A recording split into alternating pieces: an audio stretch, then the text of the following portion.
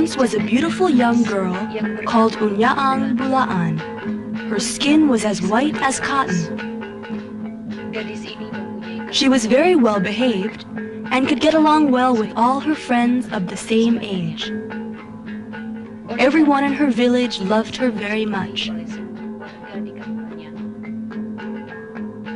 One day, as she was making a hat, she pricked her left index finger with a needle and she began bleeding very badly.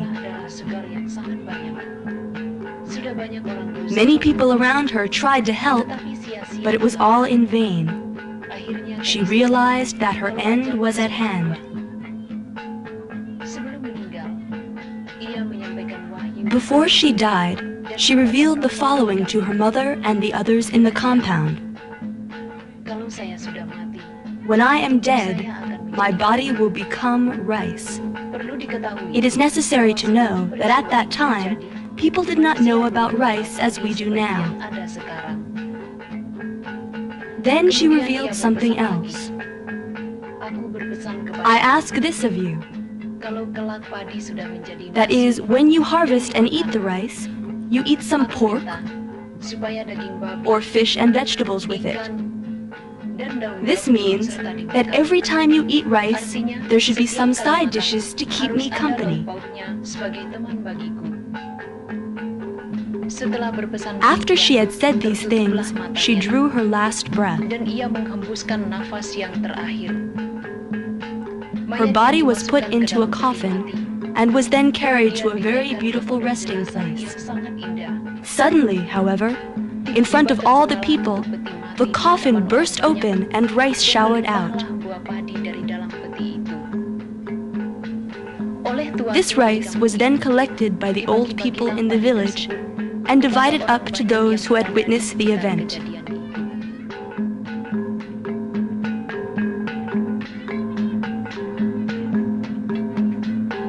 For centuries, we Dayak have lived in the forest. For the Dayak, the forest is a source of all the food that one eats with rice. We tend the fields while looking after the forest, and we have never been short of anything. It is just like the message of 𝐂𝐿𝐵𝐵𝐿𝐵. Each year, we celebrate the 𝐂𝐿𝐵𝐵𝐿𝐵 story by holding a ceremony that we call 𝐷𝐷𝐿 or 𝐷𝐷𝐿, which is like the one held by the Kayan ethnic group on the Kapuas River in Mandalam. For other Dayak ethnic groups, the name of the ceremony is different.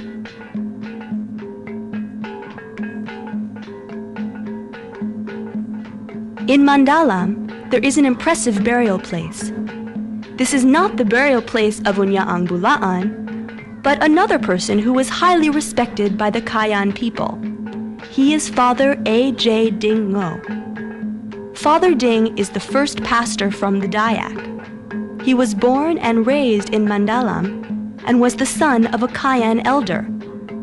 Although his grave has been prepared, Father Ding is still alive. Officially, he remains the parish priest for Mandalam. However, because of failing health, for the time being he has been replaced by Father Rampai, another Dayak priest from a different subgroup. The Mandalam community are busy preparing for the 𝐷𝐷𝐿 celebrations that they say will be even more joyful than previous years. Father Ding has been brought to the celebrations from Sintang, where he has been resting. What is the importance of Father Ding's presence? Father Ding has tried to include some aspects of Kayan culture in the celebration of the Mass.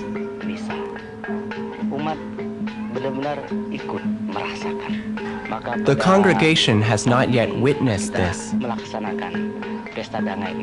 But this year, we are going to celebrate the Mass with the 𝐷𝐷𝐿. Although Father Ding himself will not lead it. But we have invited him to see what he has started over time. Father Ding obtained a lot of information from Ibu Christina Tipong, a priestess from the Kayan group.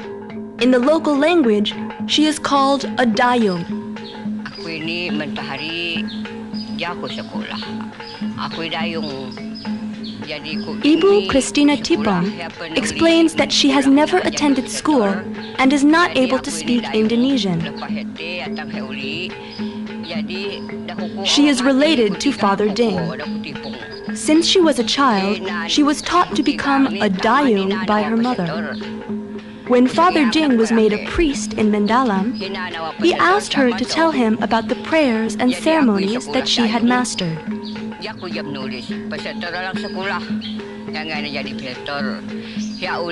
This information was later documented by Father Ding. The village head also offers some further information on the Danga ceremony.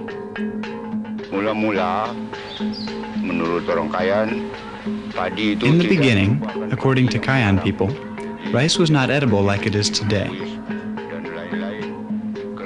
It was because of this that Unyaang Bulaan was willing to turn into rice.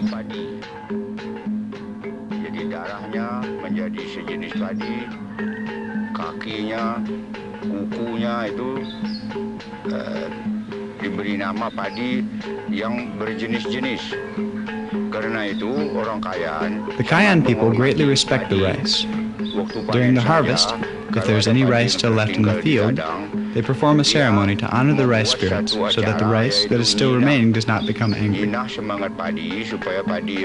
This is because the Kayan believe that the rice will weep, as it originated from a person.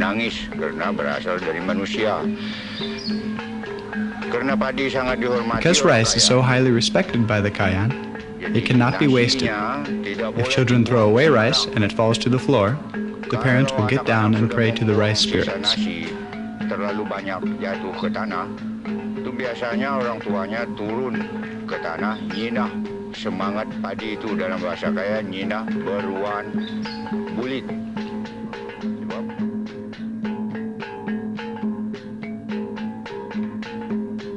During this year's Danga celebrations, a new ceremonial house will be officially opened. The need to provide this very simple-looking house was considered important because the last place burned down in the 1970s, and there had been no replacement to perform the ceremonies since that time. It is clear that this new ceremonial house is more a symbol than the original house. It is not nearly as grand. Then again, the artistry is not as beautiful as it was in the past. One of the most important parts of the Danga celebration is lasa, a kind of wooden fence.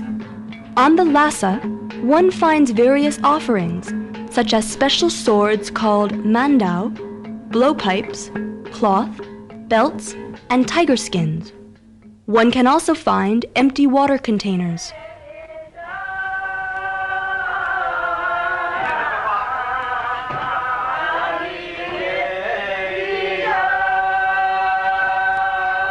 The women known as dayung, or priestesses, together with the other women, encircle the lasa while holding on to a piece of rope. Thanks to the efforts of Father Ding, the visit to the spirits by the dayung has been integrated into the church ceremony. A lasa has been established in front of the altar.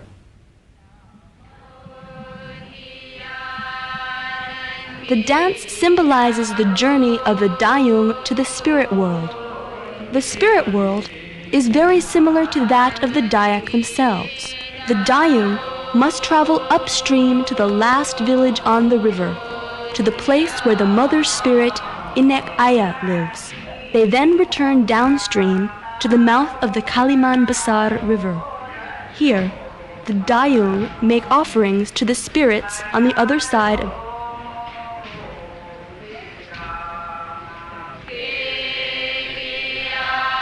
the sampan can be mysteriously made to fly. On the way home, the dayung stop off at the burial place of Unyaang Bulaan, which is also found in the spirit world.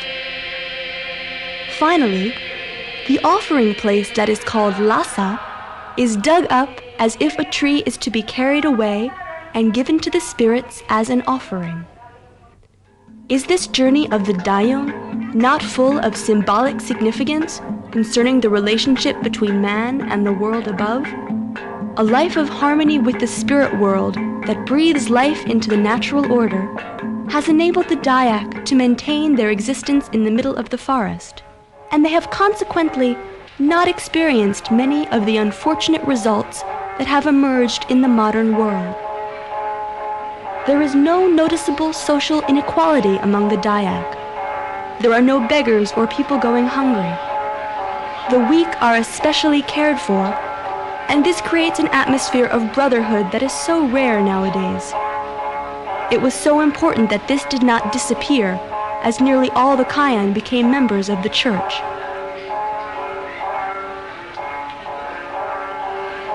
Of course, God did not talk only through Christians. Way before the missionaries came, God was speaking to the Dayak. Now, with our environment becoming more and more threatened due to greedy people who do not want to know about the spirits who live on the shores of the Kaliman Besar River, it is essential for us to listen to the word of God through the Danga ceremony. If we do not, who knows that the forest and all its inhabitants may disappear together with mankind. Not all parts of the Danga ceremony are performed in church. The ceremonial meeting house, called Danga, is built outside. It is possible that Father Ding considered this Danga house unsuitable for a Christian celebration. The digging up of the supports of the Danga house symbolizes the killing of the evil spirits so that they will no longer bother the lives and efforts of the people.